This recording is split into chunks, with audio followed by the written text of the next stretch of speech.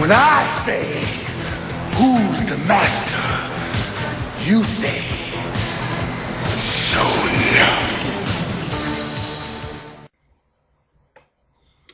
What's up, guys? Shonen the King here. I know you're probably surprised and wondering, I'm doing a True Blood review.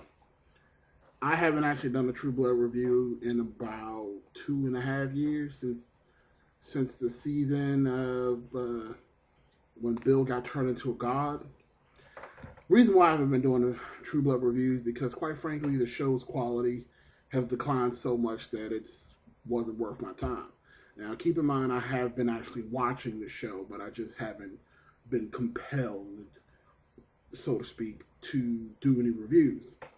But, just got finished watching Season 7, Episode 8, and the episode was so bad, I actually felt compelled to actually do a review.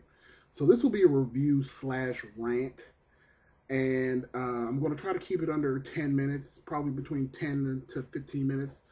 I just really want to, this show, True Blood has been something that's been entertaining me for years, and then just the past couple of years have just declined in quality. My wife doesn't even watch anymore. Like, she watched episode 1, and after that whole debacle with Tara getting killed in the first 10 seconds, and, all that other stuff, she just stopped watching. She doesn't even watch anymore.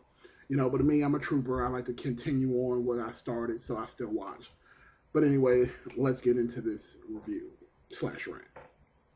So, this episode kicks off, we found out that the Bible chick, she has the cure for the Hep V in her blood, so therefore Eric can't kill her. So, now they're going to try to synthesize an antidote and going to call it, instead of True Blood, it's going to be New Blood.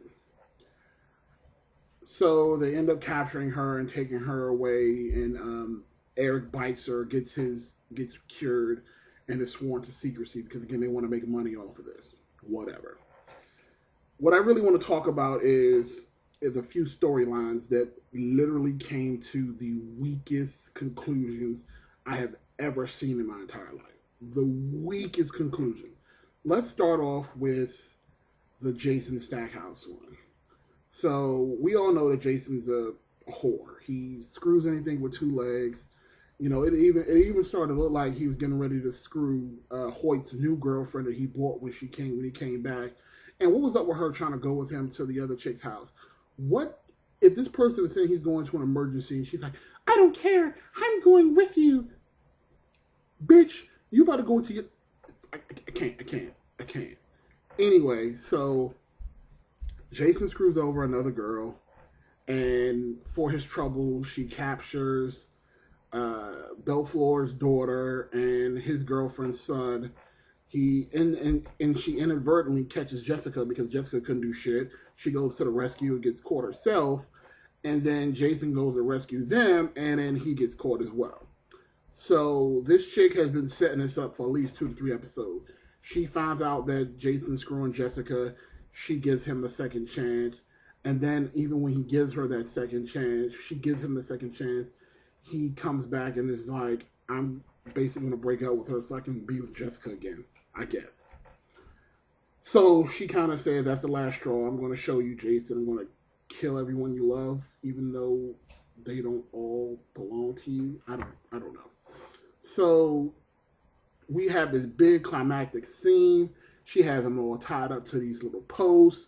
She goes through literally like a 10-minute diatribe about how she's going to, kill the Faye boys.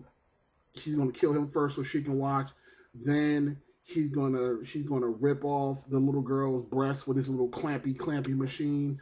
Then she gets to Jessica and she pulls out this fire poker in the shape of a dildo and is talking about how she's going to screw with a hot poker and her virgin self. It was horrible.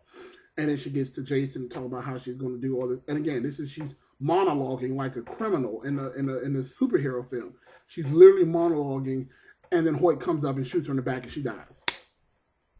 That's it. That's what happens, literally. Hoyt comes out, shoots her in the back, she dies. All of that talking, all that monologuing for that resolution. 2 episodes, 2 or 3 episodes, All the setup, all the build up, all the stuff you're going to do, dead. Just like that. Now, I know a lot of people are going to probably say, well, there's only going to be 10 episodes. They can't draw this out.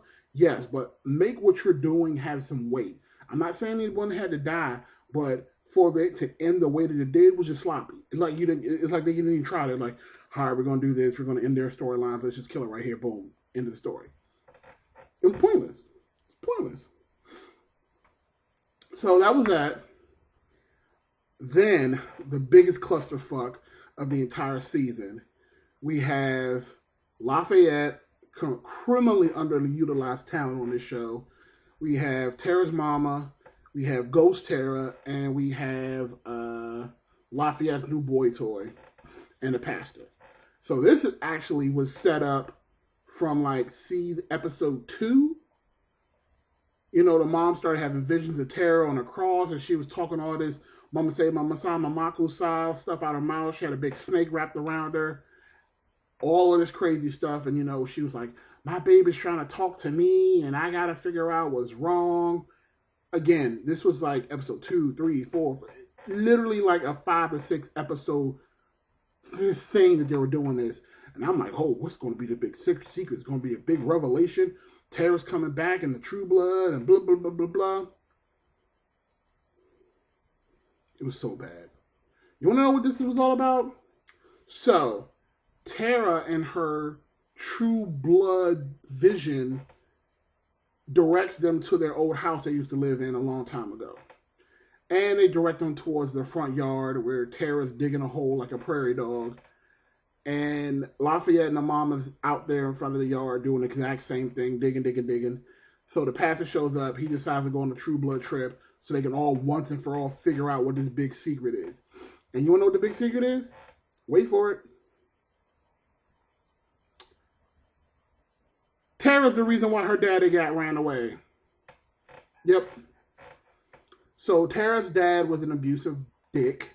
He used to beat the shit out of the mama, treated her like garbage.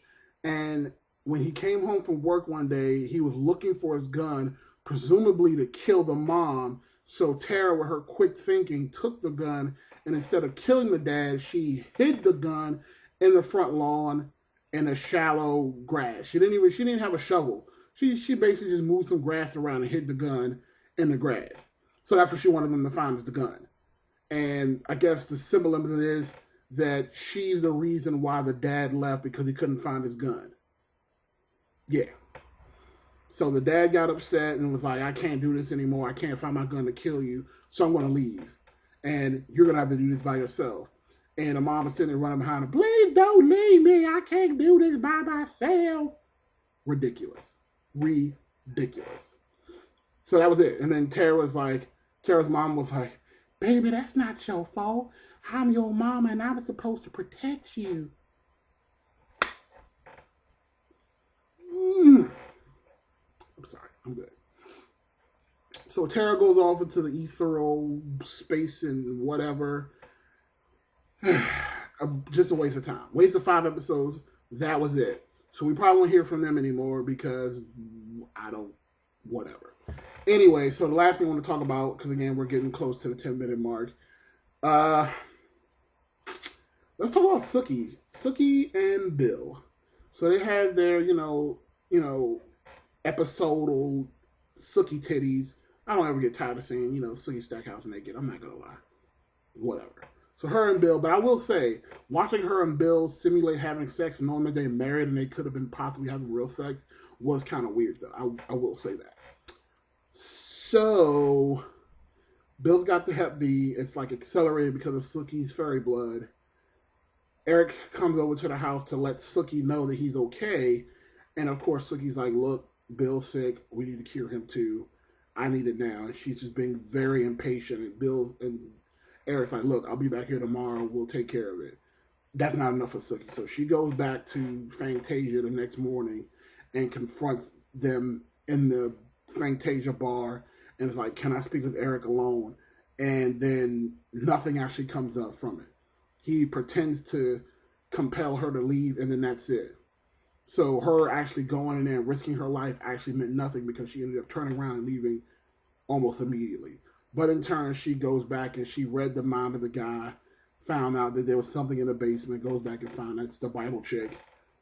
She leaves, brings Eric back, brings Bill back, blah, blah, blah. Bill doesn't want the cure, and that's kind of where we left it. This show used to have so much promise, but it's just not good. It's not good. I'm going to finish these last 2 episodes, but I have not been impressed with anything they've done this season. Anything. I didn't care about Alcee dying, because I didn't care about Tara dying. Probably the most exciting death that I saw was Hoyt's mom getting her entrails ripped out. Let me know what you thought about this episode. Comment in the section below. Damn.